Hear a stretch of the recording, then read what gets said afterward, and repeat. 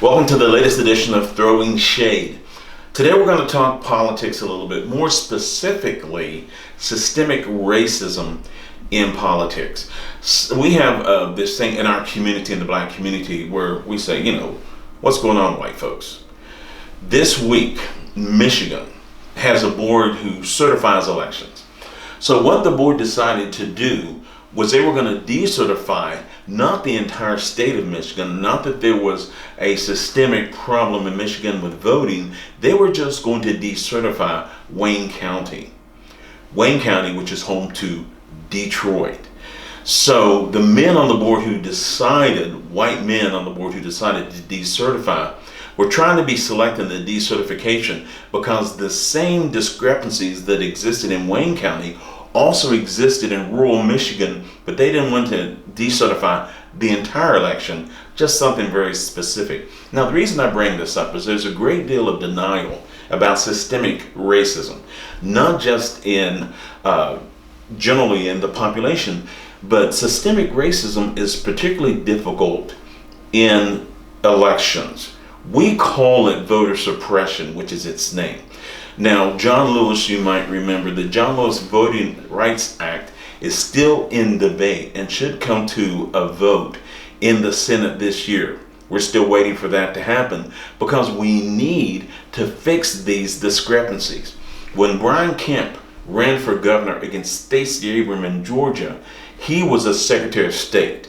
He actually purged the voting rolls of several thousand black voters in Georgia, 150,000 roughly. And he did it, his timing was such that they didn't have opportunity to recertify. He won that election by 50,000 votes.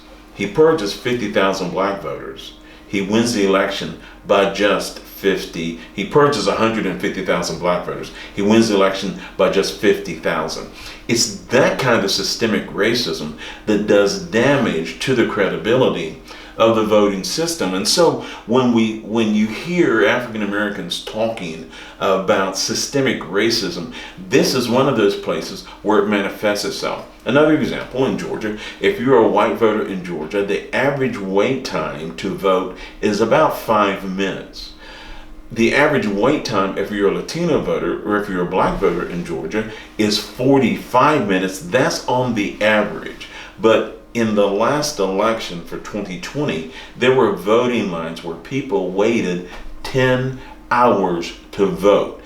Now, what made this difficult was that all of these lines that included hours wait for voting existed only in neighborhoods that were predominantly minority, black and brown people.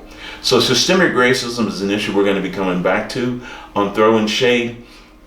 Today we're talking about voting. There'll be other areas that what we're trying to do is educate. We're trying to illuminate the issues that we have so that people don't get to the place where it's simply something they dismiss. It is real, it is impactful, and for the black community, it is disenfranchising. So we're going to be on this issue for a little while. Thanks for spending some time with me today. I look forward to coming back to this, Throwing Shade. Hey, have a good day.